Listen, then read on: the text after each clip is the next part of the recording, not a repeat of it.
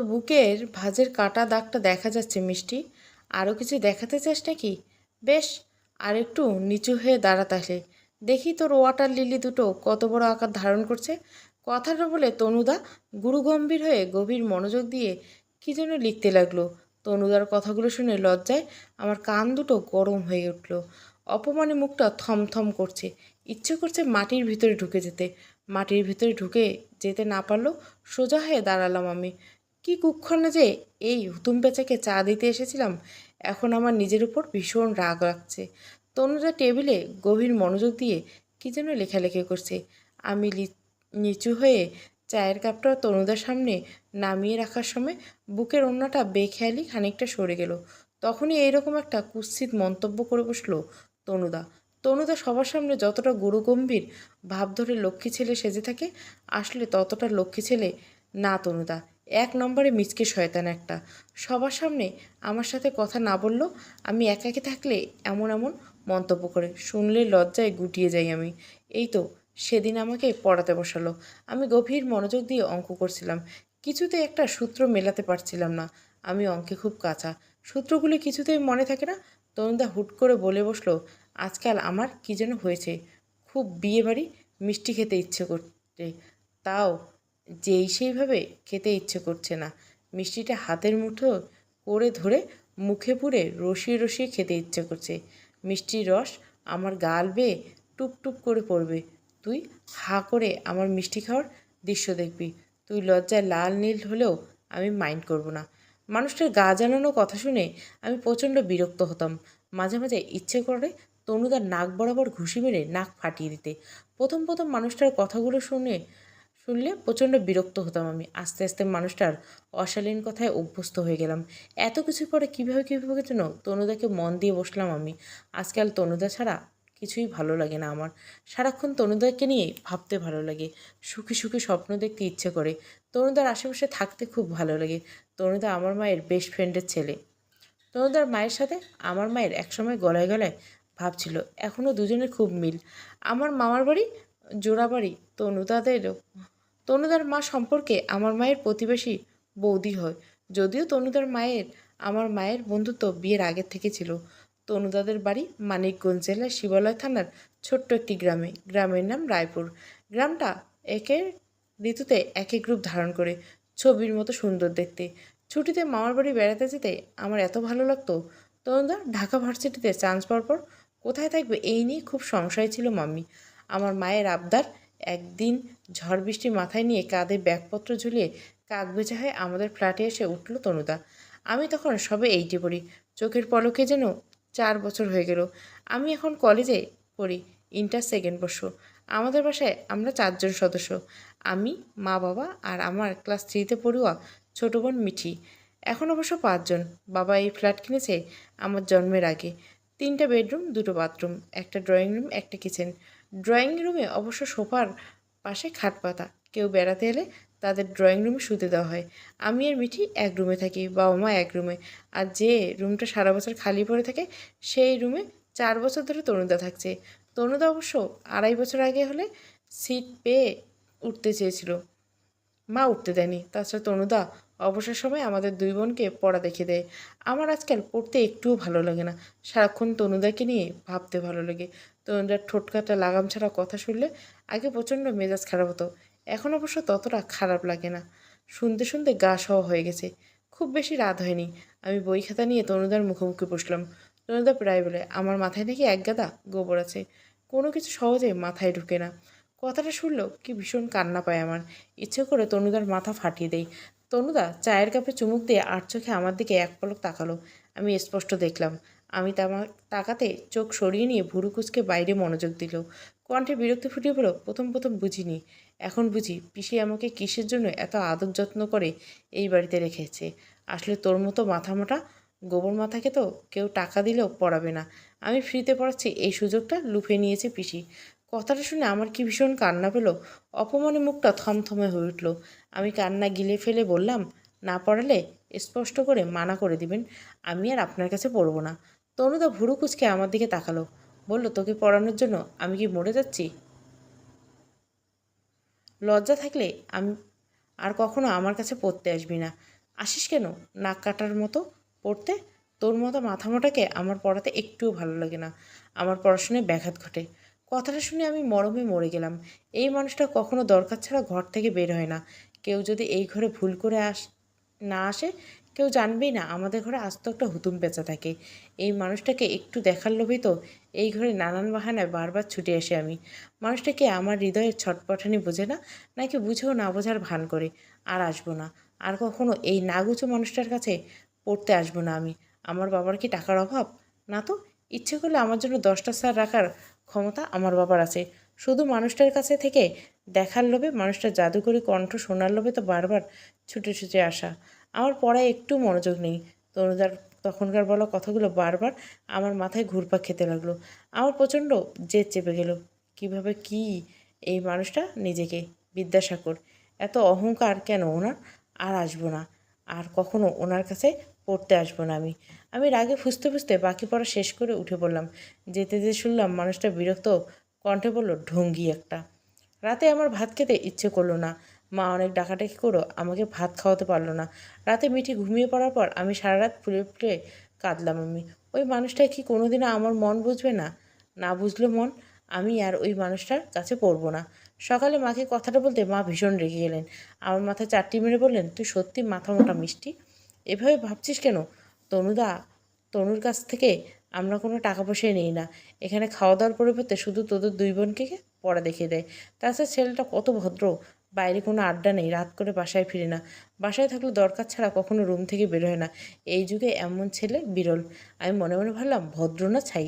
মুখে বললাম, আমার তোমার ভাইপোর কাছে পড়তে একটুও ভালো লাগে না মা। ভালো না লাগলে কিছু করার নেই, তোকে তনুর কাছেই পড়তে হবে। মা স্পষ্ট কণ্ঠে কথাটা বলে দিল। আমি আজ রাতে তনুদার কাছে পড়তে গেলাম না। তনুদা মিঠিকে দিয়ে ইতিমধ্যে 2বার খবর পাঠিয়েছে। ওই হুতুম পেঁচার সামনে আমার একটুও যেতে ইচ্ছে করছে না। একা পেলে আমাকে নানাভাবে অপমান করে। তখন আমার কী যে কষ্ট লাগে। কখনো কখনো মরে যেতে ইচ্ছে করে। আবার বেশি মানুষটাকে না দেখে থাকতেও পারি না, দম বন্ধ লাগে।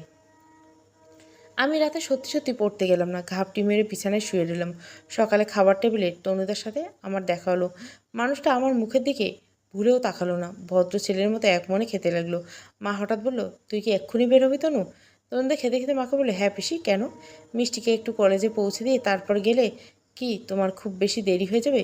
তনুদা একবার আমার দিকে তাকালো, ছোট করে বলল, না পিসি, আমি খেয়ে দিয়ে কলেজে ব্যাগটা ঘর থেকে নিয়ে নিলাম। সিঁড়ি দিয়ে দুজনে পাশাপাশি নামছি। তনুদা হঠাৎ বললো, গতকাল রাতে পড়তে আসলি না কেন? এমনি। এমনি আবার কি কারণ বল? বললাম না এমনি। এরকম তেজ দেখাবি না। তুই রেজাল্ট খারাপ করলে তো আমার বদনাম হবে। তুই যে মাথা মোটা, এটা তো আর তোর বাবা মা বুঝবে না। আজ রাতে যদি পড়তে না আসিস, তোর খবর আছে মিষ্টি। তনুদা একটা রিক্সা রেখে আমাকে নিয়ে উঠে বসলো। দুজনে পাশাপাশি বসছি। ঝিরিঝিরি বাতাস বইছে। আমার কপালে ছোট ছোট চুলগুলো এলোমেলো উঠছে। বুকের ভেতরে রোমাঞ্চকর অনুভূতি। তনুদা বিরক্ত চেপে নিচু কণ্ঠে বলল, একটু সরে বয়। এত ঘেঁষাঘেঁষি করে পড়ছিস কেন? আমার কোলে উঠতে চাচ্ছিস নাকি? অভিমানে আমার নাকের পাটা ফুলে উঠল। গুটি গুটি মেরে রিক্সার এক কোণে বসে রইলাম। আমার কলেজের সামনে রিক্সা থাকতেই তনুদা ঠোঁটের ভাঁজে একটা সিগারেট রেখে তাতে আগুন ধরাতে ধরাতে দায়সারাভাবে বলল, ছুটির পরে এখানে অপেক্ষা করিস। একসাথে বাসায় ফিরবো, নইলে তোর মা মাইন্ড করবে। আমি কোনো কথা বললাম না। গেট দিয়ে ঢুকে পড়লাম। ছুটির পর আমার ফ্রেন্ড হৃদয়ের সাথে গেটে গিয়ে বের হতে দেখলাম তনুদা আমার জন্য চায়ের দোকানে বসে বসে চা খাচ্ছে। হৃদয় আমোদে মানুষ, প্রচণ্ড হাসির। একটা কথা বলতে আমি হাসতে হাসতে তাল সামলাতে না পারে হৃদয়ের সাথে ধাক্কা খেলাম। এই দৃশ্য তনুদা দেখে ফেললো। কেমন চোখে যেন আমার দিকে তাকিয়ে আছে। তনুদার চোখে চোখ পড়তে আমার হাসি থেমে গেল। তনুদা আমাকে নিয়ে রিকশায় উঠে বসে সিগারেট ধরলো। তনুদা সিগারেট খায়, আমাদের বাড়ি কেউ জানে না, কারণ আমাদের বাড়িতে উনি কখনো ধূমপান করে না। ভদ্র ছেলে সেজে থাকে। একসাথে প্রায় বের হই দেখে ওনার সিগারেট খাওয়ার দৃশ্য মাঝে মধ্যে আমার দেখার সৌভাগ্য হয়। রিকশা চলতে শুরু করে তনুদা সিগারেটের লম্বা টান দিয়ে পূর্ণ ধোঁয়া ছাড়লো। চাপা কণ্ঠে বলল, আজকাল তোর চারপাশে ভালোই পিঁপড়ে ঘুরঘুর করছে মিষ্টি। আজ আর আমি চুপ থাকলাম না। নিচু কণ্ঠে বললাম, হৃদয় আমার বন্ধু। তনুদা বিষাদ মাখা কণ্ঠে বলল, বন্ধুত্ব দিয়েই তো প্রথমে শুরু হয় রে। কি বলতে চাইছো স্পষ্ট করে বলুন। তনুদা দীর্ঘশ্বাস ফেলে বলল, কিছু না। আমি আর কিছু বললাম না। আজ আকাশে অবস্থা ভালো নয়, বোধহয় ঝড় হবে। ব্যবসা গরম, ঘামে গা চিটচিট করছে। বাসায় ফিরে স্নান করলাম আমি, মাথায় তোয়ালে পেঁচিয়ে। অনেকদিন পর কি মনে করে ছাদে গেলাম। দেখলাম তনুদা ছাদের কার্নিশে দাঁড়িয়ে ফোনে কার সাথে যেন হেসে হেসে কথা বলছে। আমার বুকের ভেতরটা কেঁপে উঠল।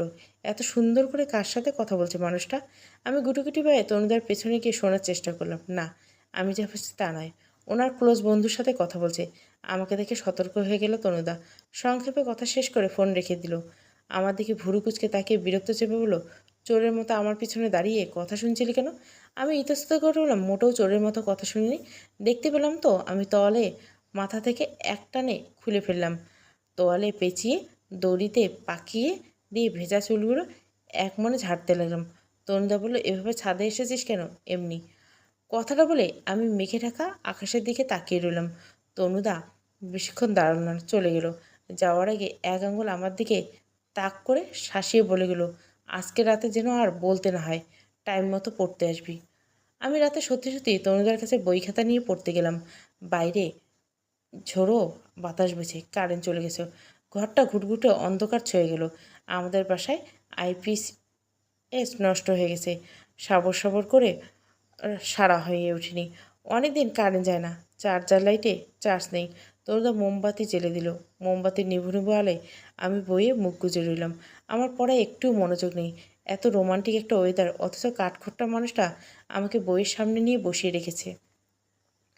আমার বান্ধবীর বয়ফ্রেন্ড হলে এতক্ষণে নিশ্চয়ই চুমুটুমু খেত।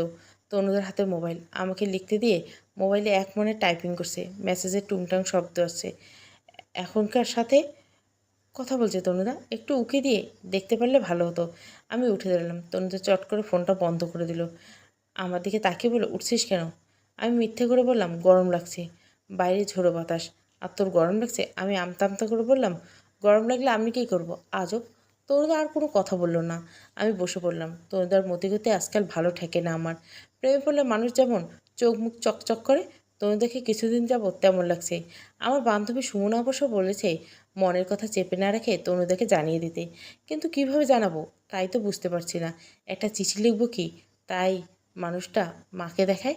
তাহলে তো মা মেরে ফেলবে আমাকে। সরাসরি বলবে কি যদি তনুদা আমাকে বেহায়া ভাবে? আমার মাথা কাজ করছে না। ভাবতে ভাবতে আমার পায়ের পাতা কারো গাঢ় উষ্ণ স্পর্শ পেলাম। আমি কেঁপে উঠলাম। আমার ভেতরে বুকের ভেতর ভূমিকম্প বয়ে গেল। আমি অদ্ভুত চোখে তনুদার দিকে তাকালাম। মানুষের চোখ মুখ স্বাভাবিক। বলল, হা করে দেখছিস কি? তোর পায়ে আমার পা লেগেছে, শিগগির প্রণাম কর আমাকে। কথাগুলো বলে তনুদার পা দুটো বাড়ি দিল। উফ, আমি যা ভেবেছিলাম তা নয়। আমার কাঁপাকাঁপি এখনও কমেনি। আমি অন্যদিকে তাকিয়ে বললাম, আমি প্রণাম করতে পারবো না।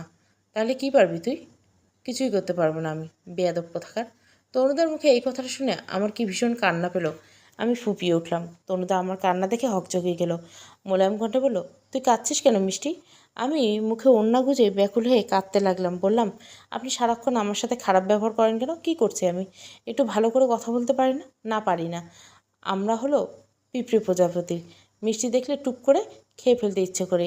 নিজের ইচ্ছেকে দমিয়ে রাখতে কঠোর হতে হয়, নাহলে বিরাট সর্বনাশ হয়ে যাবে। তনুদার কথার আগামাথা কিছুই বুঝলাম না আমি। বাকি পড়া শেষ করে উঠে চলে গেলাম। না, আমার মনের কথা চেপে রাখবো না। বলেই দেবো ওনাকে, ভাগ্যে যা আছে তাই হবে। রাত জেগে মনের মাধুরী মিশিয়ে ওনার জন্য 8-10টা চিঠি লিখে ফেললাম।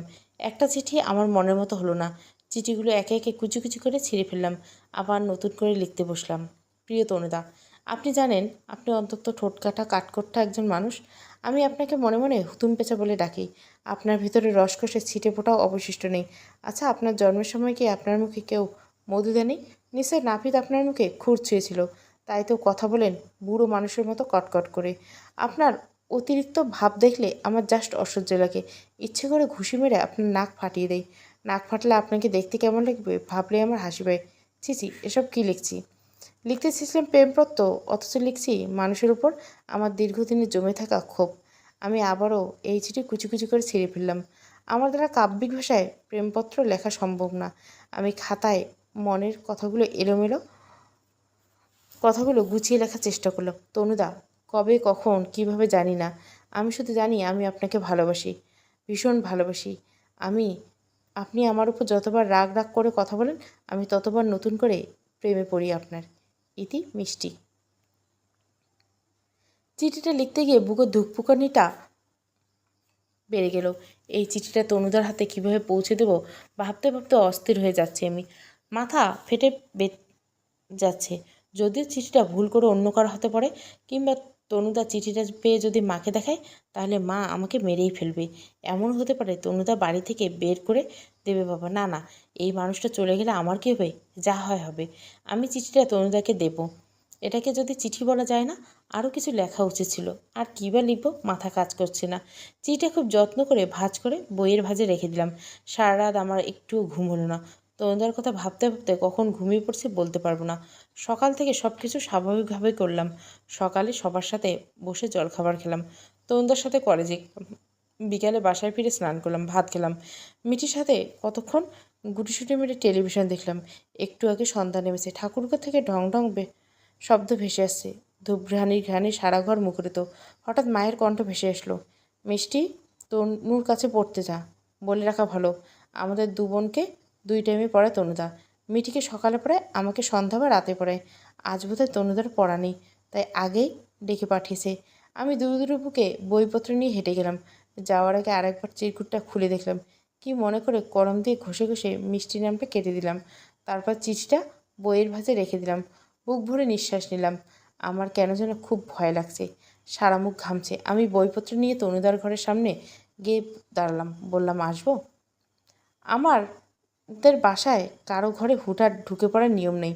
দরজার সামনে দাঁড়িয়ে নিজের উপস্থিতি জানান দিতে হয়, না হয় মুখে বলে অনুমতি নিতে হয়। তনুদা রাজভারী কণ্ঠ বলল, ঘরে আয় মিষ্টি। আমি তনুদার মুখোমুখি চেয়ারে টেনে বসলাম। এই মানুষটা আজকাল খুব চুপচাপ হয়ে থাকে, সারাক্ষণ ফোনে মুখ গুজে থাকে, আর না হয় আপন ভাবনায় মত্ত থাকে।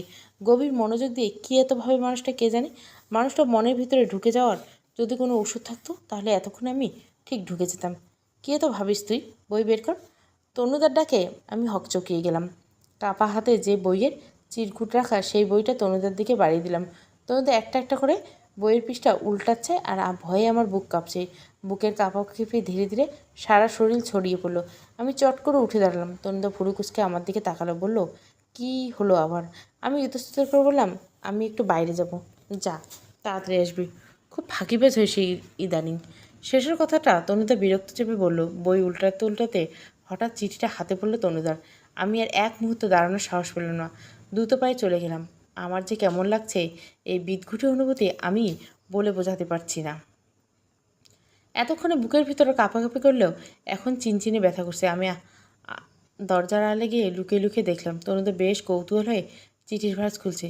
আর কিছু দেখার সাহস পেলাম না, চট করে সরে গেলাম। প্রায় মিনিট 10 পর তনুদা আমাকে ডেকে পাঠালো। আমি ভেবেছিলাম তনুদা ভীষণ রাগ করবে, আমাকে খুব বকাঝকা করবে। তার কিছুই করলো না। আগের মতো স্বাভাবিকভাবেই আমাকে পড়াতে লাগলো। ওনাকে এত বেশি স্বাভাবিক থাকতে দেখে এখন আমার খুব ভয় করছে। মানুষের চোখ মুখ দেখে আমি কিছুই বুঝতে পারছি না, কেন মানুষটা এত বেশি স্বাভাবিক আছে। ওনাকে একটা মেয়ে ওনাকে ভালোবাসে, প্রচণ্ড ভালোবাসে জানার পরও উনি এত বেশি স্বাভাবিকভাবে কীভাবে কথাবার্তা বলছেন? সৃষ্টিকর্তা কি এই মানুষটার অনুভূতি দেয়নি? আমার কি ভীষণ মন খারাপ হয়ে গেল। কান্না চেপে রাখতে প্রচণ্ড কষ্ট হচ্ছে। আমি ওনার নীরবতা মেনে নিতে পারছি না।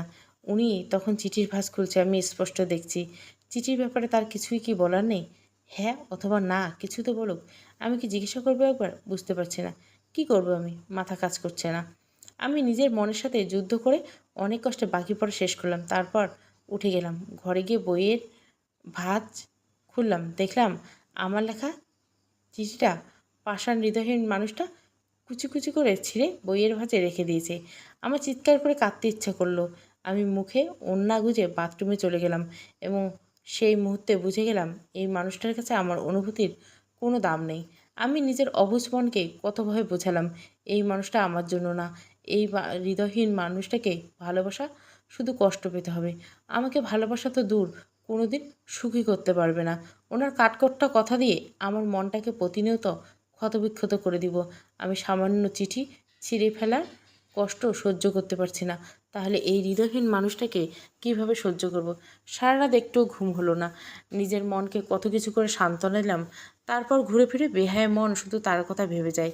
রাত জাগার ফলে সারা সকাল আমি পড়ে পড়ে ঘুমালাম। শরীর খারাপের বাহানায় আমি আর সারাদিন ঘর থেকে বের হলাম না। কলেজে যাব না শুনে মা অবশ্য কিছুক্ষণ বকাঝকা করছে। আমি প্রতিউত্তর করিনি, চুপটি করে শুয়েছিলাম। মা হঠাৎ ঘরে এসে আমাকে অবেলা শুয়ে থাকতে দেখে আমার মাথার কাছে বসলো, মাথায় হাত রেখে বলল, সত্যি সত্যি শরীর খারাপ নাকি? গায়ে তো জ্বর নেই, কী হয়েছে তোর? আমি মায়ের এক হাত জড়িয়ে ধরে হু হু করে কেঁদে দিলাম। ব্যাকুল হয়ে কাঁদতে কাঁদতে বললাম, আমার প্রচণ্ড বুক ব্যথা করছে মা, আমি সহ্য করতে পারছি না। আমার কান্না দেখে মা ভয় পেয়ে গেল। তারপর মাথায় বুকে হাত রেখে বলল, কখন থেকে বুকে ব্যথা? আমাকে আগে বলবি না? খুব বেশি ব্যথা করছে? চল ডাক্তারের কাছে নিয়ে যাই। কথাগুলো বলতে বলতে শাড়ির আঁচল দিয়ে মা আমার চোখের জল মুছে দিল। আমি মায়ের হাতখানা আমার মাথায় রাখলাম, বললাম, ডাক্তার লাগবে না, তুমি একটু মাথায় হাত বুলিয়ে দাও, তাই হবে। এভাবে অসুখ বিসুখ নিয়ে বাড়িতে বসে থাকার কোনো মানে হয় না। দেখি ছাড়, আমি তোর বাবাকে ফোন দিচ্ছি। আমার যেন মায়ের অস্থিরতা দেখে খুব ভালো লাগলো। আমি মাকে বুঝিয়ে সুঝিয়ে শান্ত করলাম। মা তবুও আমার কথা উপেক্ষা করে তনুদাকে ডেকে নিয়ে এলো। আমি তনুদার দিকে অভিমানে তাকালাম না, অন্যদিকে মুখ ফিরিয়ে নিলাম। মা আমার নামে তনুদার কাছে একগাদা অভিযোগ করলো। আমি কেন অসুখ নিয়ে ঘরে বসে আছি, ডাক্তারের কাছে যাচ্ছি না। মাকে আগে বলিনি কেন? তনুদা মায়ের কথা খুব মনোযোগ দিয়ে শুনল। মা বলল, মেয়েটা সকাল থেকে বুক ব্যথা নিয়ে শুয়েছে, বিকেল হতে চললো, অথচ এখনও কিছু খায়নি। সকালে বলে শরীরটা খারাপ লাগছে, কলেজে যাবে না। আমি এবার বকাঝকাও করে গেছি, ভেবেছি কলেজে যাবে না, মিথ্যে বাহানা দিচ্ছে। দুপুরেও কিছু খায় নাই দেখে আবার এসে দেখে এই অবস্থা, বুক ব্যথা ছটপট করছে, অথচ ডাক্তারের কাছে যাবে না। আমাকে কিছু বলেনি, কখনো তো এমন হয়নি। হঠাৎ কী হলো বুঝতে পারছি না। বুকে ব্যথা তো ভালো লক্ষণ নয়, শরীরে যদি বড় রোগের বাসা বাঁধে। তুমি ওকে বকে ধমকে ডাক্তারের কাছে নিয়ে যাও না বাবা, তোমার পিসেও বাসায় নেই। আমার মেয়েটা কি পাগলামি শুরু করছে, ওর বাবাকে ফোন করতে দিচ্ছে না। মায়ের ফ্যাচ ফ্যাচ শুনতে আমার এখন আর ভালো লাগছে না। কী দরকার ছিল শুধু শুধু এই মানুষটাকে ডেকে আনে?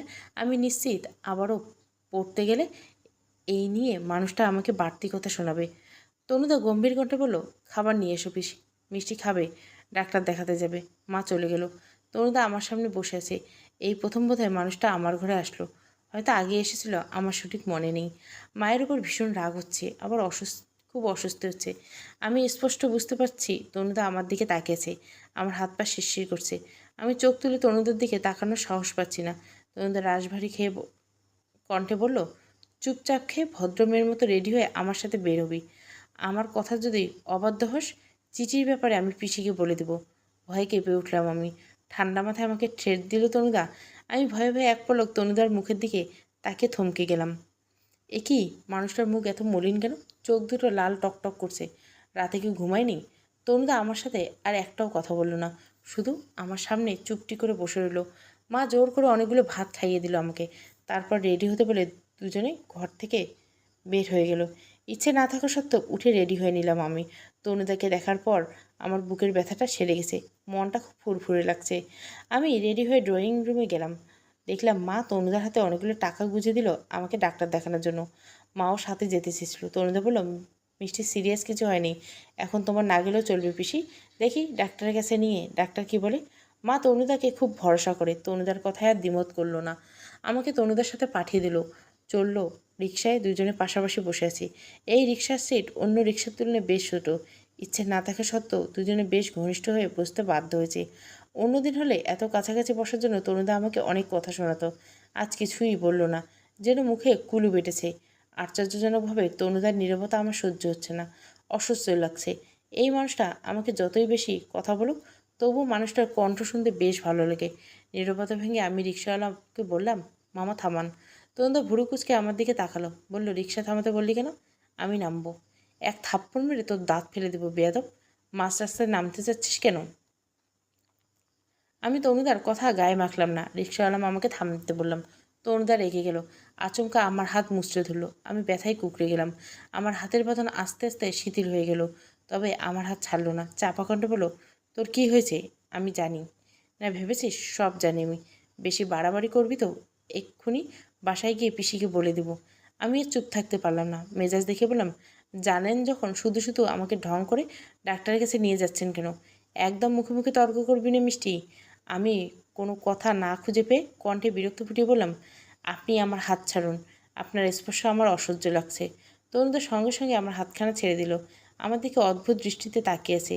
আমি যে এই কথা বলেছি উনি বিশ্বাস করতে পারছে না।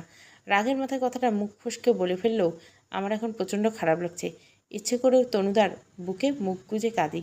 এই বুকে মুখ গুজে কাঁদার সাহসও বা অধিকার আমার নেই। আমি হাঁটুতে ওড়না দিয়ে মুখ ঢেকে নিঃশব্দে কাঁদতে লাগলাম। আমার কিছুই ভালো লাগছে না।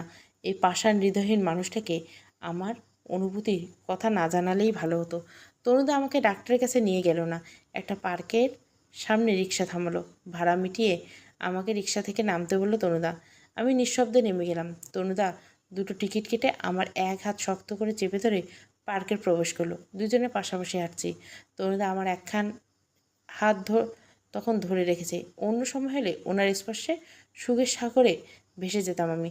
তবে এখন সেই অনুভূতি পুরোপুরি কাজ করছে না। আমার খুব কষ্ট লাগছে। এই মানুষটার এত কাছে থেকে কোথাও আমি নেই। নীরবতা ভেঙে আমি বললাম, আমাকে আর কষ্ট করে প্রাইভেট পড়াতে হবে না। আমি বাবাকে বলে অন্য কোথাও প্রাইভেট পড়াবো। তনুদা থমকে দাঁড়ালো। পাশ ফিরে আমার দিকে তাকালো। ঝিরিঝিরি বাতাস বসে আমার কপালে সামান্য ছড়িয়ে ছিটিয়ে থাকা অবাধ্য চুলগুলো উঠছে। আমি এক হাত দিয়ে চুলগুলো কানের পিছনে গুঁজে দিলাম। তনুদা হাঁটতে হাঁটতে লেকের পাড়ে ঘাসের উপর আমাকে নিয়ে বসলো। বলল, তুই যদি অন্য কোথাও প্রাইভেট পড়িস, আমি তোদের বাসা থেকে চলে যাব। আমি আঁতকে উঠে বললাম, আপনি চলে যাবেন কেন? আমি কারো দয়া চাই না। আশ্চর্য, আমার প্রাইভেট পড়ার সাথে দয়ার কি সম্পর্ক? আছে, অনেক সম্পর্ক। ও তুই বুঝবি না। বুঝি বললে বুঝবো। কি ভেবেছিস কি তুই? তুই আমাকে ঋণী করে রাখবি আর আমি ঋণের বোঝা মাথায় নিয়ে তোদের বাড়িতে দিনের পর দিন পড়ে থাকবো? না, তা হবে না। তুই মানিস আর না মানিস, তোদের দুই বোনকে প্রাইভেট পড়াই দেখে তোর বাবা কিছু বলে না। নাহলে আমার থাকার জন্য কবে পিসির সাথে অশান্তি করতো। ছি, আপনি আমার বাবাকে এত খারাপ ভাবেন? এখানে খারাপ ভাবার ভালো কথা না। স্বার্থ ছাড়া বাইরের মানুষকে কেউ এতদিন রাখে না মিষ্টি। আপনার মা আমার মা আপনাকে নিজের ছেলের মতো দেখে। হয়তো দেখে, যখন জানবে তুই আমাকে পছন্দ করিস কিংবা আমি তোকে পছন্দ করি, তখন আমাকে ঘাড় ধাক্কা দিয়ে বাড়ি থেকে বের করতে খুব বেশি সময় লাগবে না। আপনি আমাকে পছন্দ করেন নাকি? না। তাহলে একটু আগে বললেন কেন? কথার কথা বললাম। আমার মন খারাপ হয়ে গেল। আমি কি দেখতে এতই খারাপ? কেন তনুদা আমাকে পছন্দ করে না? কিসের কমতি আছে আমার মাঝে? জানি না, কিচ্ছু জানি না আমি। তনুদা নরম কণ্ঠ নরম হলো। বললো, কেন পাগলামি করিস? কি করছি আমি? সকাল থেকে মিথ্যে বুক ব্যথার নাটক করছিলি কেন? সত্যি ব্যথা ছিল, গ্যাসের ব্যথা না, ভালোবাসার ব্যথা। তুই দিন দিন বড্ড ঠোঁটকাটা হয়ে যাচ্ছিস মিষ্টি। আপনি আমার থেকেও বড় ঠোঁটকাটা। তনুদা রাখতে গিয়েও হেসে ফেললো। পাশ দিয়ে বাদামওয়ালা যাচ্ছিল। তনুদা বাদামওয়ালাকে দেখে বলল, বাদাম খাবি? না। এই মামায় এদিকে আসো। তনুদা হাত উঁচিয়ে বাদামওয়ালাকে ডাকলো। বলল, 50 টাকার বাদাম দাও। বাদামওয়ালা 50 টাকার বাদাম বিট লবণ দিয়ে টাকা দিয়ে নিয়ে চলে গেল। তনুদা বাদামের খোসা ছাড়িয়ে খেতে খেতে বলল, এই ফলের চমৎকার একটা নাম আছে জানিস? জানি না। তনুদা অনেকগুলো বাদামের খোসা ছাড়িয়ে আমার হাতে দিল। বলল, খা, দেশি বাদাম, টেস্ট অন্যরকম। আমি হাত দিয়ে বাদামের খোসা ছাড়াতে পারি না। বাসায় থাকলে দাঁত দিয়ে খোসা ছাড়িয়ে খাই, কিন্তু কোথাও গেলে এভাবে খেতে লজ্জা লাগে, তাই খাই না। কিন্তু এখন খেলাম। বাদামগুলো সত্যি অনেক টেস্টি। ভাজা হয়েছে পারফেক্ট, খেতে ভালো লাগছে। তনুদা আবার আমার হাতে বাদাম দেওয়ার সময় বলল, তুই ছোট মানুষ, বয়স কম আবেগ বেশি। এই বয়সে ছেলে মেয়ের উভয়ের ক্ষেত্রে প্রচুর ফ্যান্টাসি কাজ করে। কাউকে নিয়ে ভাবতে ভালো লাগে। বয়স বাড়ার সাথে সাথে এই ফ্যান্টাসির কথা ভুলে যাবি। আজকে এইদিকে তুই আমার জন্য পাগলামি করছিস। আজ থেকে 5 বছর পর আজকের কথা মনে পড়লে তুই হাসবি, ভাববি, ইস কি বোকা ছিলাম আমি। আমার ভালোবাসাকে মোটেও আপনি পাগলামি বলতে পারে না। তুই রেগে যাচ্ছিস কেন মিষ্টি? আমি জানি এখন আমি তোকে যতই বোঝাই তুই আমার কথা একটুও বুঝবি না, উল্টে জেদ করবি। আমি জেদ করছি না। আর আপনি কাকে ছোট বলছেন? আমার 19+, কিছুদিন পর 20 পূর্ণ হবে।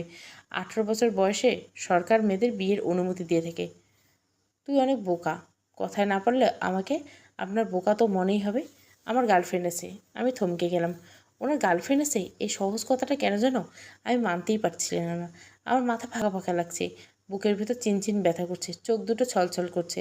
কত কষ্ট যে কান্না চেপে রেখেছি তা শুধু আমিই জানি। নিজেকে বেহায়া মনকে অনেক কষ্টে শান্ত করলাম। অস্ফুট স্বরে বললাম, কতদিনের সম্পর্ক? অনেক দিনের।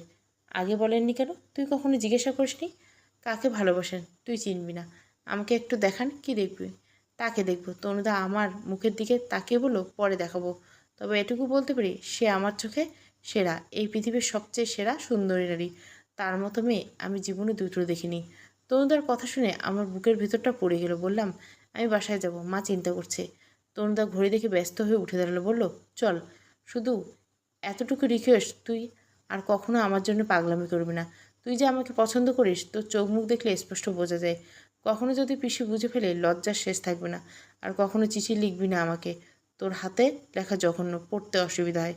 আমাকে কি বেহায়া ভাবেন আপনি? আপনার গার্লফ্রেন্ড আছে জানার পরও আমি কেন আপনার জন্য চিঠি লিখতে যাব? আমার জন্য কত ছেলে পাগল আপনার কোনো ধারণা নেই। আমি তাকে রিজেক্ট করছি দেখে তুই এক্ষুনি অন্য কারোর সাথে সম্পর্কে যাওয়ার কথাও ভাবছিস নাকি? তো কি করব? লাইভ মুভ অন করবো না? ছি, এই তোর ভালোবাসা? আসলে তুই ভালোবাসার মানে বুঝিস না। আপনি খুব বুঝেন। গার্লফ্রেন্ড থাকা সত্ত্বেও আমাকে নিয়ে পার্কে এসেছেন। গার্লফ্রেন্ড জানলে তো ব্রেকআপ করে দিবি। তোমরা আমার কানের কাছে মুখ নিয়ে ফিসফিস করে বলল, আমার গার্লফ্রেন্ড যদি জানে খুশিতে আমার কোলে চড়ে নাচবে রে মিষ্টি ঢঙের কথা। আজব, তুই মুখ ভেঙচি কাটলি কেন? বিশ্বাস হচ্ছে না আমার কথা? বিশ্বাসযোগ্য কথা হলে তবেই না বিশ্বাস হবে। একটা কথা মনে রাখিস, একদিন প্রমাণ করে দেব। এখন চল, দেরি হয়ে যাচ্ছে, পিসি চিন্তা করবে। তনুদা আমার জন্য এক গাদা গ্যাসের ওষুধ নিয়ে তারপর বাসায় ফিরল। মা আমাদের দেখে হন্তদন্ত পায়ে ছুটে এলেন। তারপরে এক হাত ধরে বললেন, ডাক্তার কি বলল? আমার হয়ে তনুদা উত্তর দিল, গ্যাসের ব্যথা পিসি, যে গরম পড়ছে ভাজা পোড়া একটু কম কম করে খেতে দিও। মা যেন হাঁপ ছেড়ে বাঁচল। তনুদা মায়ের হাতে টাকাগুলো ফেরত দিয়ে ওনার ঘরে চলে গেল। আমি ঘরে গিয়ে দেখলাম মিঠি ঘুমিয়ে আছে। আমি বাথরুমে চলে গেলাম। জলের কল ছেড়ে দিয়ে ভিজতে লাগলাম। ঝর্ণার জলের সাথে আমার কান্নাগুলো ধুয়ে যাচ্ছে। তখন তনুদার সামনে স্বাভাবিক থাকলো, এখন কষ্টে আমার বুক ফেটে যাচ্ছে। আমি মুখে ওন্না গুজে হাউমাউ করে কাঁদছি। যে মানুষটাকে আমি ভালোবেসেছি সেই মানুষটা আমাকে না, অন্য কাউকে ভালোবাসে। এই সহজ কথাটা তো আমি মেনে নিতে পারছি না। কেন তনুদা অন্য কাউকে ভালোবাসলো? আমার ভেতরে কী এমন কমতি আছে? আমি আয়নার সামনে গিয়ে দাঁড়ালাম। সবাই আছে। আমার চেহারা অমায়িক। যেমন গায়ের রং ফর্সা, তেমন চোখ মুখ সুন্দর। এক দেখায় কত ছেলে প্রপোজ করছে তার কোনো হিসাব নেই। 15 বছর বয়স থেকে আমার জন্য অহরহ বিয়ের প্রস্তাব আসে। বাবা এত অল্প বয়সে বিয়ে দেবেন না দেখে কত প্রস্তাব নাকচ করে দিয়েছে তার কোনো হিসাব নেই। অথচ আমি যাকে মন প্রাণ উজাড় করে ভালোবাসলাম সেই